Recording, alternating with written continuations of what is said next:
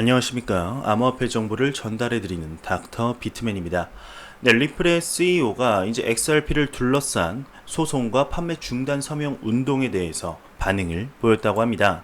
네, 과연 어떤 내용일까요? XRP 판매 중단 서명 운동에 대한 리플 CEO의 이례적 설명 발표라고 하는데, 리플사의 CEO인 브래드 갈링하우스는 최근 XRP에 관한 부정적인 뉴스에 대해서 이례적으로 반응을 보였습니다. 네, XRP에 관해서는 많은 분들이 아시겠지만 항상 FUD가 있었죠. 재판이나 XRP 판매에 관한 두 가지 테마에 관해서 코멘트하지 않을 수 없다면서 트윗을 남겼는데요. 네, 설명한 주제는 이제 밑에 있는 두 가지입니다. 첫 번째로는 미국 XRP 증권형 문제를 둘러싼 재판과 리플의 매월 XRP 매각에 관한 주제로 언급을 했는데요. 일단 증권형 문제에 대한 재판을 보겠습니다. 네, 재판에 대해 이제 갈링하우스는 집단 소송의 피고 측의 입장으로 상세한 것은 말하지 않는다면서도 9월 19일까지 회사에서 대응이 발표된다고 언급을 했습니다. 네, SEC의 암호화폐 ICO 지침서는 법률이 아니라며 분명히 XRP는 증권형에 해당하지 않고 영국의 규제 당국도 증권형이 아닌 것으로 판단하고 있다, 이렇게 강조를 했는데, 네, 8월 5일 리플에 대해 이제 집단 소송을 제기하고 있는 XRP 투자자 그룹은 새로 수정된 소장을 법원에 제출했습니다. 네, 새로운 소송을 통해서 근 1년간 지속되고 있는 리플에 대한 재판은 새로운 전개를 맞이하고 있는데요. 네, 이번 소송에서는 SEC의 새로운 암호화폐 지침서를 기초로 XRP가 미등록 유가 증권이라고 주장한 것으로 이 지침이 재판에 이용되는 첫 사례로 주목을 끌고 있습니다. 네, 그러면서 리플은 9월 19일까지 이 소송에 응할 필요가 있는데요. 리플의 정부 관계 글로벌 부문 통과라는 미셸 본드는 일전에 공개한 영상에서 영국의 금융행위 감독 기관의 암호화폐 지침서로 정의된 토큰의 분류법을 인용해서 XRP가 유틸리티 토큰과 결제 토큰의 양쪽 모두의 특징을 가지고 있다고 말한 바가 있었습니다. 네, 그러면서 XRP 판매 중단 서명 운동에 대해서도 언급을 했는데, 네, 지금 갈링하우스는 리플의 XRP 판매에 대해서 이렇게 언급을 했습니다. 네, XRP 판매는 XRP의 유용성 확장을 촉진하는 것이고, 예를 들면 리플렛의 구축이나 XRP를 이용하는 기업 포르테의 사업에 지원하는 등 실제로 리플은 분기별로 XRP 판매 물량을 줄이고 있다. 실제로 비트코인과 이더리움의 인플레이션에 비해서 XRP의 인플레이션은 감소 추세에 있다, 언급을 했습니다. 네, 마지막으로 갈링하우스는 이 리플사는 분기 보고서를 공개하는 등 기업의 투명성 제고를 위해 업계의 기준을 충분히 준수를 하고 있고, 앞서 언급한 들은 단순한 우리의 견해, 즉 의견이 아니라 사실 팩트라고 언급을 하면서 기사가 마무리되고 있는데요.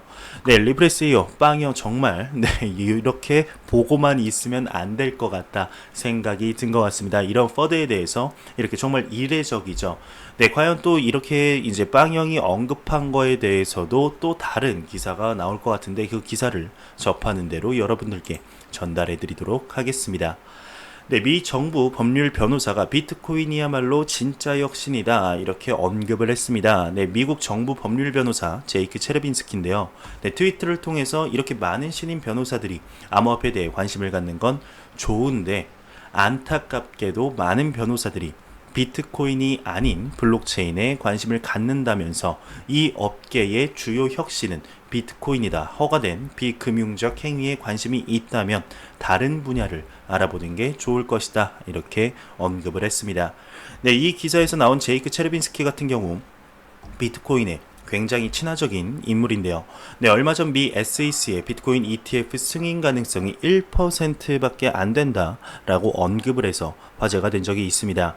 네, 미 증권거래위원회인 이제 SEC가 바네크 비트코인의 ETF를 승인할 가능성은 1%이고 재차 지연될 가능성은 85%, 반려될 가능성은 14%라고 전망을 했는데, 네, 이 기사만 보게 되면 비트코인에 대해 안 좋게 생각하는 것이 아니냐 생각을 할 수 있지만 사실상 굉장히 냉정하게 바라본 것이죠. 네, 제이크 체르빈스키 같은 경우는 최근 글로벌 지정학적 리스크가 높아지면서 비트코인에 관해 언급을 했었습니다. 네, 비트코인은 오늘날 글로벌 경제 혼란을 대비해 설계된 것이라면서 미 연방준비위원회 금리 인하, 중국의 위안화 평가 절하 및 환율 전쟁이 격화되고 있고 다우존스 산업 평균 지수는 760포인트 하락하는 등 많은 글로벌 이런 증시 폭락이 왔음에도 불구하고 비트코인은 7.5% 상승한다. 이러한 시그널은 비트코인 설계 당시 가정과 일치한다. 만약에 이렇게 얘기를 하면서 만약 여러분들이 이 같은 비트코인 행보에 놀라움을 느끼면 그동안 비트코인을 신경 쓰지 않았을 뿐이다. 이렇게 덧붙였었습니다. 네, 이렇게 미국 내에서 암호화폐에 대해 긍정적으로 보는 인물들도 많지만 아직 제도적으로 정립이 되지 못하면서 많은 원성을 사고 있는데요. 네, 미국이 서둘러 암호화폐에 대한 스탠스를 정립하지 못하게 되면 다른 국가의 선점 효과를 빼앗기게 되지 않을까 생각이 들게 됩니다. 네, JP 모건에 관한 소식이 나왔습니다. 네, JP 모건 블록체인 쿼럼이 재가동된다고 하는데 JPM 코인은 여전히 개발 중이라고 합니다. 네, 암호화폐 전문 미디어 비인크립토에 따르게 되면 JP 모건 암호화 자산 전략 총괄 올리 해리스가 지난 6개월에 걸쳐 런던, 싱가포르, 미국에서 쿼럼을 재가동했다고 합니다.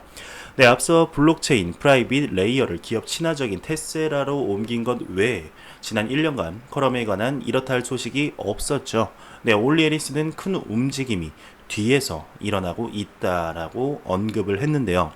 네, 한동안 이슈였다가 잠잠해 있던 JPM 코인이 드디어 다시 모습을 드러냈습니다.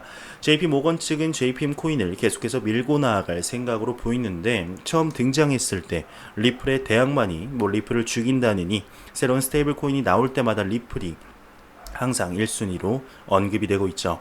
네, 과연 JPM 코인의 파급력이 얼마나 대단할까요? 네, 글로벌 탑5 투자은행들이 이처럼 스테이블 코인을 발행한다는 사실만으로도 굉장하지 않나 생각이 들게 됩니다.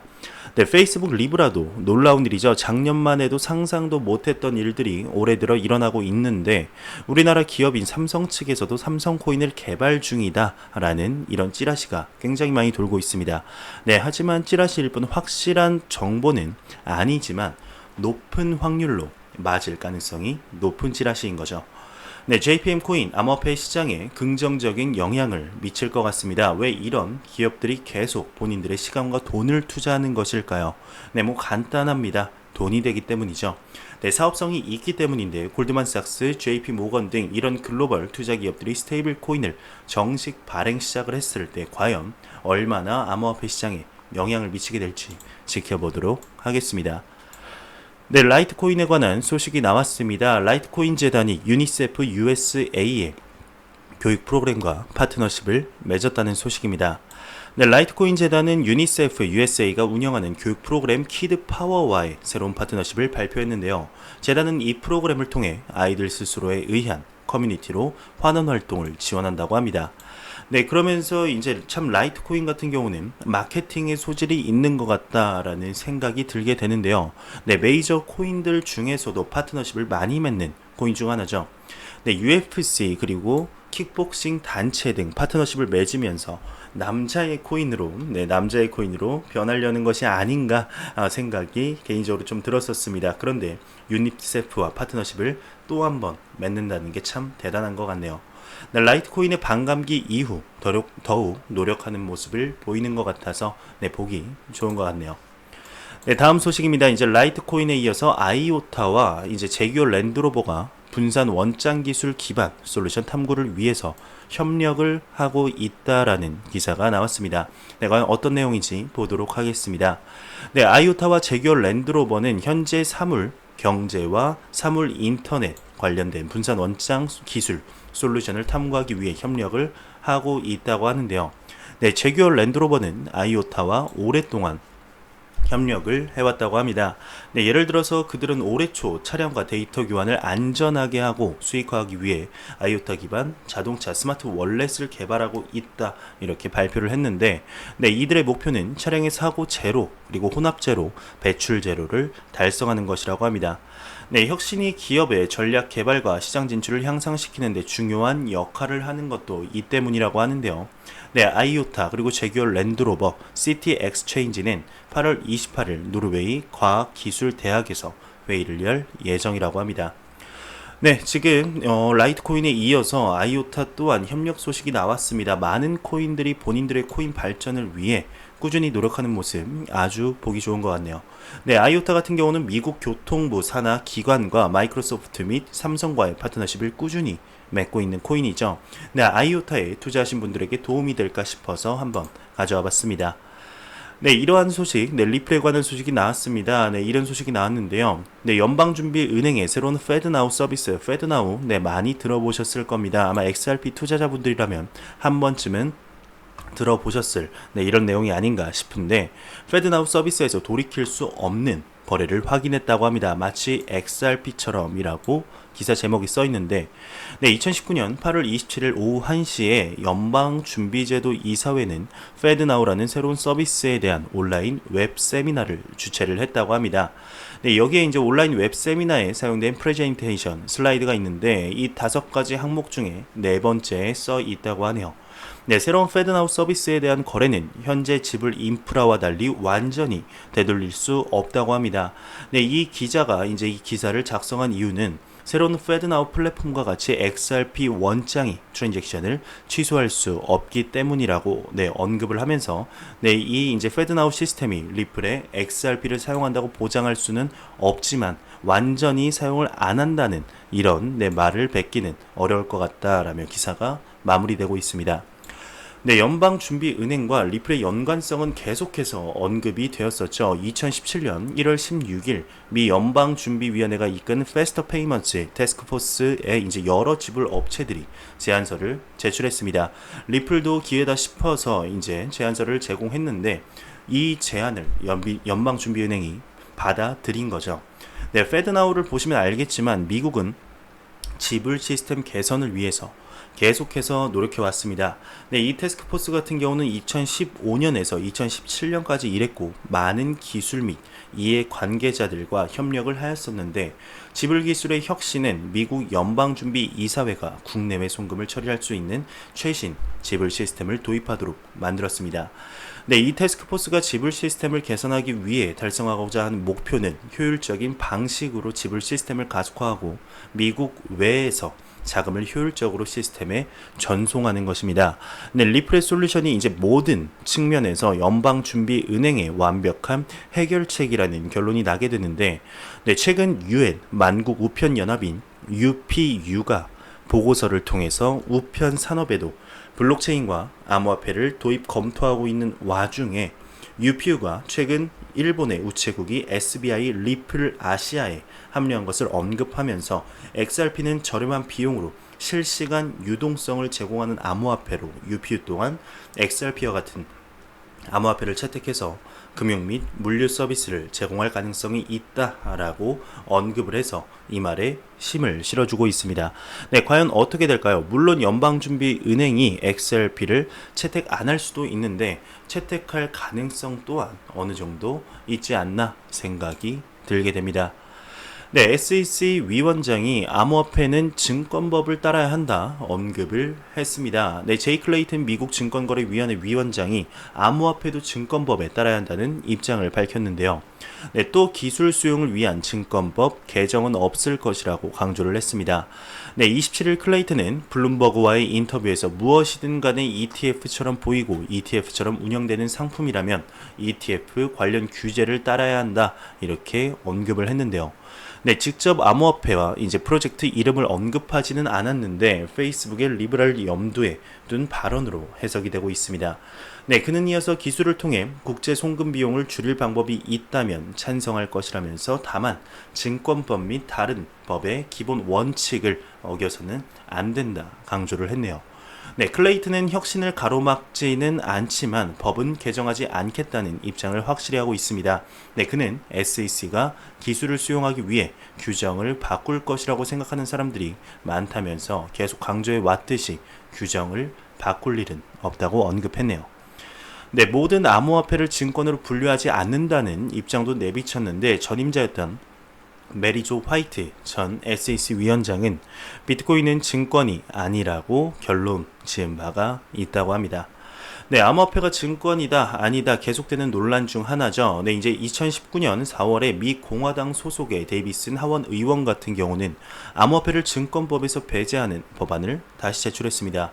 네, 해당 의원이 제출한 토큰 분류법 같은 경우 1933년 제정된 증권법과 1934년 제정된 증권거래법을 개정해서 모든 암호화폐가 증권으로 분류되지 않는다는 내용을 골자로 하는 것인데, 이 법안이 통과되면 암호화폐에 강력한 신호를 줄 것이다 라고 당차게 발언한 것과는 달리 앞서 언급한 제이크 체레비스키는 길고 긴 입법 과정의 첫 걸음이고 이른 시일 내에 통과가 되지는 못할 것이라고 언급을 했네요. 네, 그만큼 증권법에서 배제되는 것은 멀고 먼 여정인 것 같은데, 과연 확실히 배제되는 날이 언제쯤 오게 될지 지켜봐야 될 것 같습니다. 네, 근데 참 희한한 것은 미 증권거래위원회 SEC에서 이더리움은 증권이 아니다라고 의견을 내놓으면서 이더리움의 가격이 상승을 했던 적도 있습니다. 네, 과연 어떻게 되게 될까요? 네, 아직 어떻게 될지 모르는 암호화폐 시장인데, 확정적인 결과가 나와서 암호화폐 시장의 숨통을 조금은 트여놓았으면 좋겠습니다. 네, 다음 소식입니다. 페이스북 칼리브라가 컴플라이언스 전담팀을 구축 중이라고 합니다. 네, 최근 들어서 리브라 프로젝트 발전에 관한 소식들이 꾸준히 나오고 있는 것을 확인할 수가 있는데요. 네, 얼마 전 스위스의 중앙은행과 긴밀히 만났다는 것과 이제 리브라 블록체인의 치명적 결함을 찾으면 1만 달러를 준다고 했던 일, 모든 것을 종합했을 때 리브라는 출시를 미룰 생각이 전혀 없는 것으로 보입니다. 네, 전 세계가 리브라 주기기에 한창 돌입했을 당시 마크 저커버그는 공식 성명서를 통해서 리브라가 출시 안 될 수도 있다라고 엄살을 피웠었는데, 그 말은 전 세계 국가한테 메시지를 보낸 것으로 추측이 됩니다. 네, 우리는 뭐 주권 통화를 빼앗을 생각도 없고 너네가 어흥하면은 그냥 깨갱하는 기업일 뿐이다 라는 메시지를 보낸 것이 아닐까 생각이 들게 되는데요. 네, 너무 뭐라 하지 마라 라고 생각할 수 있겠죠. 네, 리브라 프로젝트 내년 상반기 정식 출시 정상적으로 되지 않을까 생각이 들게 됩니다. 네, 또 한 번 이런 또 해킹에 관한 소식이 나왔습니다. 땡글 비트맨 해킹당했다고 하는데, 네, 여기서 나오는 비트맨은 저는 아닙니다. 네, 커뮤니티 비트맨을 얘기를 하는 건데, 암호화폐 투자에 빨간불이 들어왔다고 하죠. 네, 땡글닷컴 같은 경우는 지난 21일 홈페이지를 통해서 일부 회원의 아이디와 이제 비밀번호가 유출됐다며 사과의 뜻을 밝혔습니다. 땡글닷컴은 이날 경찰청 사이버 안전국에 해킹 피해 신고를 했고, 비밀번호가 제대로 암호화되지 않은 계정 약 1만 8천 개를 정지시켰다고 합니다. 네, 그러면서 땡글의 사용자 정보가 탈취된다면 다음 단계의 해킹에 악용될 여지가 있다면서 언급을 했는데, 또 다른 암호화폐 커뮤니티인 네이버 카페 비트맨에서는 운영자의 아이디가 해킹이 되었다고 합니다.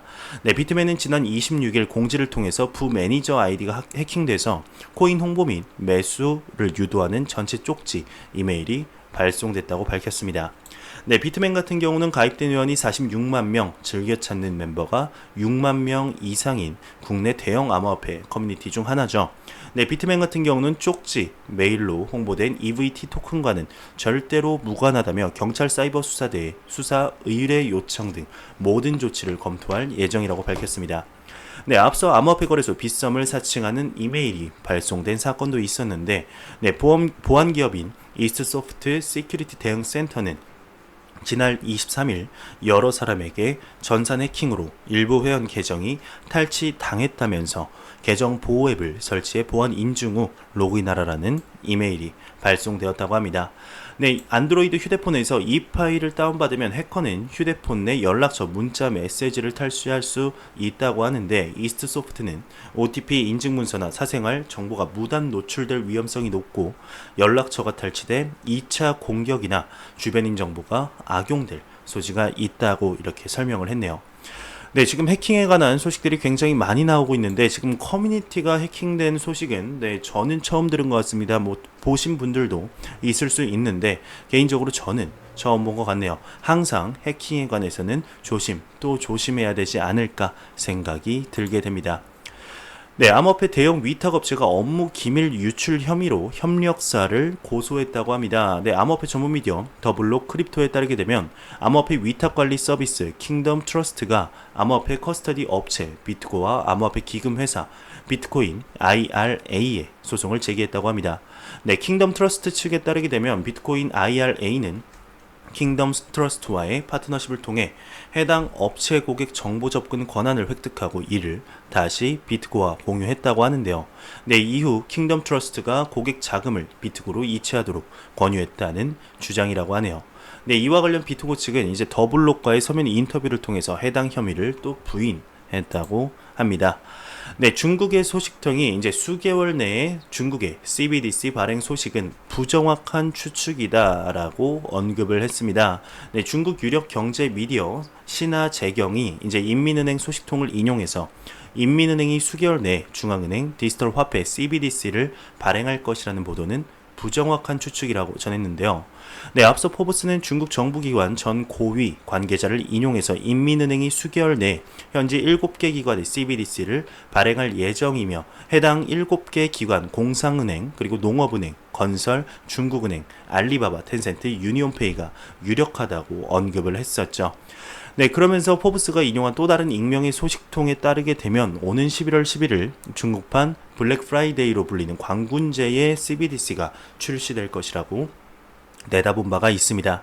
네, 최근 이제 중국의 CBDC에 관해서 수많은 기사가 쏟아져 나오고 있는 상황입니다. 네, 그러면서 지금 CBDC가 이런 개발이 가속화되고 있다는 사실은 많은 분들이 알고 있는 상황인데요.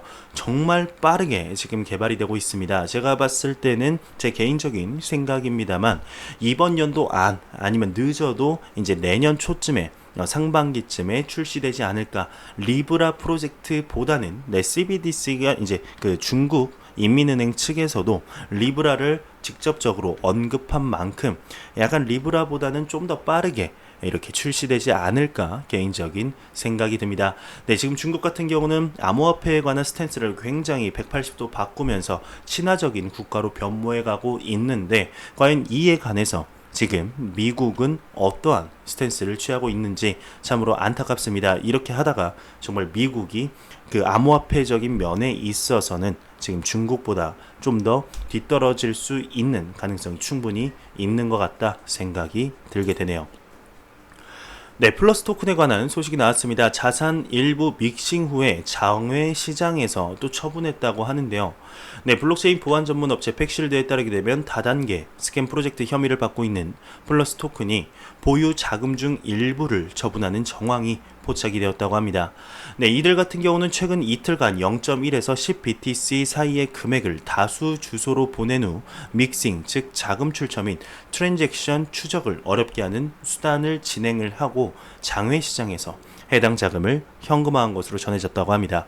네, 팩실드 측은 현재 장외 거래를 통해 세탁된 플러스 토큰의 자금 중 일부가 바이낸스 거래소로 유입된 것으로 확인됐다고 부연 설명을 했는데요.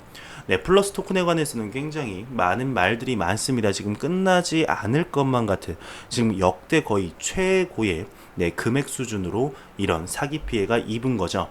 네, 과연 어떻게 진행이 되게 될까요? 과연 피해자들에게는 이런 보상이 가게 될지 지켜봐야 될 것 같습니다. 네, BC카드가 업계 최초 제휴사 정산에 블록체인을 적용한다고 합니다. 헤럴드 경제에 따르게 되면 BC카드가 KT와 협력해서 업계 최초로 제휴사 정산 프로세스에 블록체인 기술을 적용했다고 하는데, 제휴사 정산 프로세스란 이제 법인 및 VIP 고객이 포인트로 제휴사 상품권을 주문하거나 바우처를 교환하면 해당 주문을 처리하는 데 필요한 비용을 제휴사와 정산하는 과정이라고 합니다. 네, 기존에는 직원이 직접 수작업으로 처리했는데 BC카드는 지난 상반기 동안 하이퍼레저 패브릭 규격으로 KT가 개발한 블록체인 기술 KT 기가체인을 법인 고객 포인트 그리고 VIP 고객 상품 및 바우처 등 세계 정산 업무에 적용했다고 합니다. 네, 블록체인 기술을 기반으로 BC카드는 정산 데이터를 표준화하고 제휴사와 동일한 자료 원장을 공유하는 한편 정산 업무 자동화 또한 구현했다고 하네요. 지금 블록체인 기술이 정말 상상도 못했던 곳들에서 계속해서 적용되는 모습을 볼 수가 있습니다. 참으로 신기합니다. 작년만 해도 이렇게 이런 모습을 상상도 못했었죠.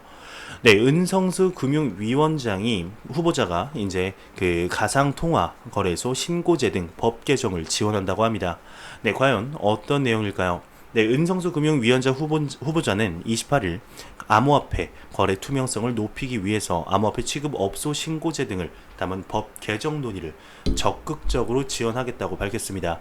네, 이와 관련해 은 후보자는 국제적으로 합의된 규율 체계에 따라서 거래 투명성을 높일 수 있도록 암호화폐 취급 업소의 관리가 필요하다며 특정 금융거래 정보의 보고 및 이용 등에 관해 이제 법률 개정안을 예시로 들었습니다.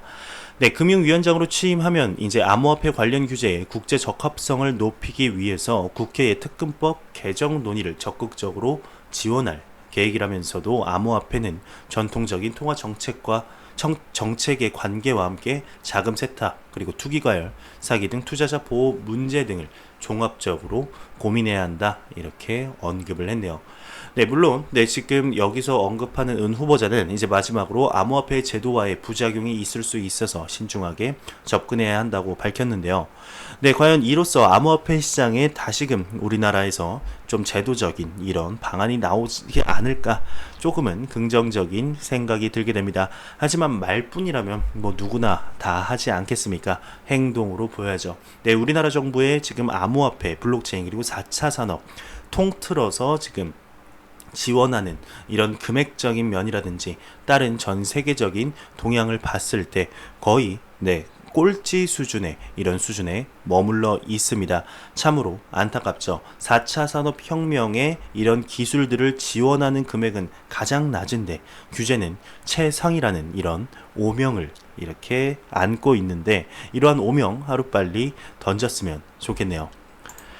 네, NH농협이 스페이스워크와 부동산 투자 자문 업무를 제휴했다고 합니다. 네, 28일 글로벌 이코노믹 보도에 따르게 되면 NH농협이 이제 프롭테크 스타트업 기업인 스페이스워크와 부동산 투자 자문 서비스 제공을 위한 업무 제휴를 맺었다고 하네요. 네, 프롭테크 같은 경우는 이제 부동산 자산과 이제 기술의 합성어인데, 블록체인과 인공지능 그리고 빅데이터 등 IT 기술을 기반으로 한 부동산 서비스라고 합니다. 네, 이번 협약을 통해서 농협은행은 이제 9월 중 토지, 주택, 건물 등 부동산 개발과 건축을 검토하는 최우수 고객, 즉 VVIP에게 건축 법규 등을 반영한 건축 설계 수익률 분석 보고서와 함께 보고서에 대한 전문가 브리핑을 제공할 예정이라고 합니다. 네, 이렇게 제가 준비해온 소식은 여기까지입니다. 영상이 도움이 되셨다면 구독과 좋아요, 그리고 광고 한 편만 처음부터 끝까지 시청해 주시기 바랍니다. 이 채널은 오직 광고 수익으로 운영이 되게 됩니다. 네, 항상 영상 시청해 주시는 시청자분들, 구독자분들 너무나 감사합니다. 저는 다음 영상으로 찾아뵙도록 하겠습니다. 지금까지 닥터 비트맨이었습니다. 감사합니다.